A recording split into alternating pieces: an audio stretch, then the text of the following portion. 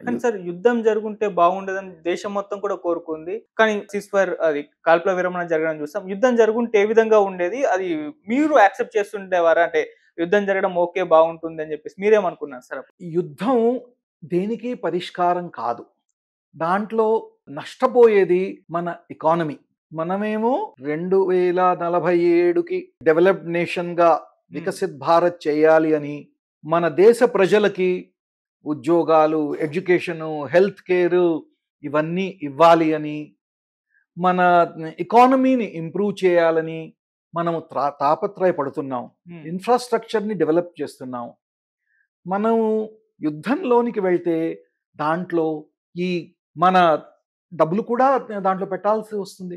హ్మ్. మనం వాడిన మిసైల్స్ కూడా ఎక్స్‌పెన్సివ్ మిసైల్ సిస్టమ్స్ కదా! అవును. S-400 అయినా కూడా ఏ ఏ మిసైల్ సిస్టమ్స్ అయినా ఎయిర్ క్రాఫ్ట్స్ ఎక్స్‌పెన్సివ్. వాటిని ఒకవేళ ఇది యుద్ధం జరిగితే రెండు వైపులా నష్టాలు జరుగుతాయి. దానివల్ల కొన్ని కోట్ల రూపాయల నష్టం జరుగుతుంది. ఓకే. అది మనకి మంచిది కాదు. మనం ఏం చెప్పాము? మీ భూభాగం నుంచి మీరు టెర్రరిస్ట్‌ని ప్రోత్సహించొద్దు, వీళ్ళకి హెల్ప్ చేయొద్దు, మా దగ్గర ఇది ఉండొద్దు అని. హ్మ్. మీరు ఒకవేళ మా భూభాగంలో ఏ టెర్రరిస్ట్ యాక్టివిటీ చేసినా మిమ్మల్ని కొడతాం. దానికి బాధ్యులు మీరే హ్మ్. అని ఆ మెసేజ్ ఇచ్చాము. వాళ్ళకి కొంతవరకు అర్థమై ఉంటుంది.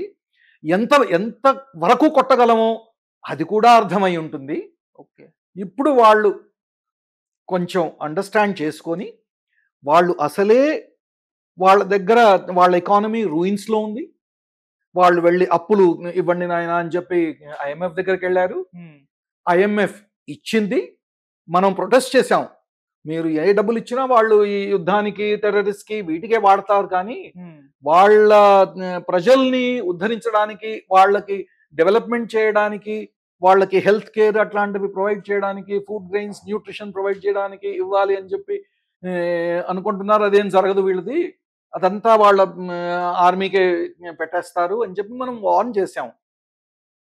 కానీ వాళ్ళ క్యాలిక్యులేషన్స్ వెస్ట్రన్ వరల్డ్ క్యాలిక్యులేషన్స్ ఎట్లా ఉంటాయో, వాళ్ళకి పాకిస్తాన్ ఎంత ముఖ్యమో, పాకిస్తాన్ నాశనం కాకుండా ఉండడానికి, వాళ్ళ క్లయింట్ స్టేట్‌గా ఉండడానికి, అక్కడ వాళ్ళ ఇంట్రెస్ట్ ఏమున్నాయో అవన్నీ మధ్యలో పెట్టుకొని వాళ్ళు $1+ బిలియన్ లోన్ శాంక్షన్ చేశారు. ఓకే.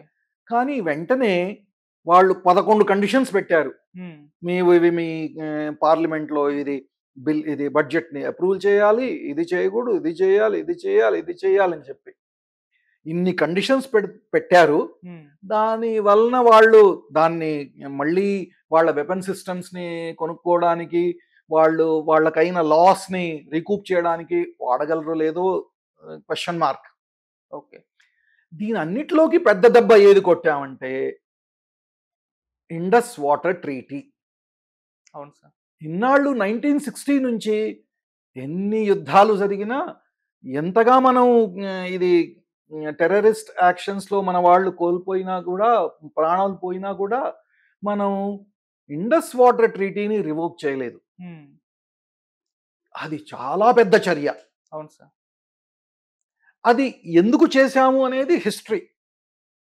చేయకుండా ఉండాల్సింది. ఎందుకంటే బ్రహ్మపుత్ర నది ఇది చైనా నుంచి మన భారతదేశంలోకి పారుతూ ఉంటే ఇటువంటి ఒప్పందం లేదు. హ్మ్. టిబెట్ నుంచి వస్తున్న నదులు భారతదేశంలోకి పారుతూ ఉంటే మనకి టిబెట్‌కి ఇంతకుముందు లేదు. చైనాతోని కూడా లేదు. సో, ఇది పాకిస్తాన్‌తోని ఎందుకు పెట్టాము? అది హిస్టరీ. అది జరిగిపోయింది. కానీ దాన్ని ఆపే దమ్ములు మన పొలిటికల్ లీడర్‌షిప్‌కి ఉన్నాయి. Hats off to them. Right sir. దాని వలన వాళ్ళకి నీళ్లు ఎప్పుడు కావాలో అది ఇవ్వాలా వద్దా అనేది డిసైడ్ చేసేది భారతదేశం. అది నీళ్లు ఇస్తామా లేదా అనేది క్వెషన్ మార్క్. వాళ్ళు నీళ్లు మాకు ఏమీ చేయలేరులే భారతదేశం అనుకున్నది వాళ్ళ తప్పు. ఇప్పుడు ఈ నీళ్ళని మనం స్టోర్ చేసుకోవడానికి ఇది డ్యామ్స్ కానీ, బరాజెస్ కానీ ఏవైతే కట్టుకున్నామో వాటిని త్వరగా కంప్లీట్ చేయాలి. మనం చేసే ప్రతి డెవలప్‌మెంట్ ప్రాజెక్ట్‌కి హ్మ్. వాళ్ళు క్వెషన్ మార్క్ వేసి మేము ప్రొటెస్ట్ చేస్తూ ఉండేవాళ్ళు. దాన్ని వినాల్సి వచ్చేది. ఓకే. ఇప్పుడు అటువంటి నిబంధన లేదు. దాని గురించి మేము మాట్లాడడం అసలు మాట్లాడితే మీతోని ఒకటే, పాకిస్తాన్ ఆక్యుపైడ్ కాశ్మీర్ ఎప్పుడు వెకేట్ చేస్తున్నారు మాకు ఇవ్వడానికి, టెర్రరిజం ఎప్పుడు బంద్ చేస్తున్నారు, మిగతావి ఏవి మాట్లాడడానికి మా మధ్య ఏమీ లేవు. ప్రధానమంత్రి చాలా క్లియర్గా అక్కడ ఆదంపూర్ ఎయిర్ బేస్ నుంచి చెప్పారు. ఆదంపూర్లో ఎయిర్ బేస్ నాశనం అయిపోయింది, S-400 కొట్టేశాము అని చెప్పి ప్రగల్భాలు పలికారు. వాళ్ళు ఇంటర్వ్యూలో వాళ్ళ గవర్నమెంట్ కూడా చెప్పింది. కానీ అది అబద్ధం అని ప్రూవ్ చేయడానికి మన భారత ప్రధాని అక్కడి ఎయిర్ బేస్కి వెళ్ళారు. వెనకాల S-400 అటు MiG-29 అనుకుంటా అవి ఉన్నాయి, వాళ్ళని అడ్రస్ చేశారు. వాళ్ళు చెప్పింది క్లియర్ ఒకటే, terrorism and talks cannot happen, blood and water cannot flow అని చెప్పి. మీరు ఒకవేళ కొడితే దానికి దెబ్బ తింటారు అనేది, మీరు ఏ చర్య తీసుకున్నా దానికి ప్రతిగా మేము తీసుకుంటాం, అది వార్ అని చెప్పారు. ఇంత సక్సెస్ అయింది అంటే ఈ ఆపరేషన్ సింధూరు, అది భారతదేశం first and foremost political leadership, ప్రధానమంత్రి, దాంట్లో గవర్నమెంట్ ఆఫ్ ఇండియాలో ఉన్న CCS members, ministry of external affairs, ministry of home, ministry of finance, defence ministry, political leadership, bureaucracy ఒక ఎత్తున మన సైనిక బలగాలు, ఒక ఎత్తున మన ఇస్రో, DRDO, BEL వాళ్ళ టెక్నాలజీ టైంలో ఇవ్వడం, దాన్ని అబ్జార్బ్ చేసుకొని దాని మీద ట్రైనింగ్ తీసుకొని 100% యాక్యురసీతో కొట్టిన మన ఎయిర్ ఫోర్స్ ఇది బలగాలు, మన దేశాన్ని వాళ్ళు కంటిన్యూస్గా 7వ తారీఖు నుంచి కాల్పులు జరుగుతుంటే వాటికి తిరిపి కాల్పు వెళ్తున్నాము భారత సైన్యం. అటు నార్త్ అరేబియన్ సీలో డిప్లాయ్ అయిన ఇండియన్ నేవల్ ఇది ఫ్లీట్, ఇంక్లూడింగ్ ఇది ఎయిర్ క్రాఫ్ట్ క్యారియర్ సప్రెస్ చేయడము, వాళ్ళ ఎయిర్ క్రాఫ్ట్స్ ఎగరకుండా చేయడము, మన ఎయిర్ క్రాఫ్ట్స్ వాళ్ళ భూభాగంలోనికి వెళ్ళకపోయినా మన భూభాగంలో ఉండి బియాండ్ విజువల్ రేంజ్ తోని long range missiles, air to surface missiles, surface to surface missiles తోని కొట్టాం. వాళ్ళ ఎయిర్ డిఫెన్స్ సిస్టమ్స్ని ఇన్కెపాసిటేట్ చేశాం. దాన్ని ఒక దెబ్బతో కొట్టేసిన తర్వాత 7th 8th వాళ్ళకి ఏం చేయాలో తెలియలేదు.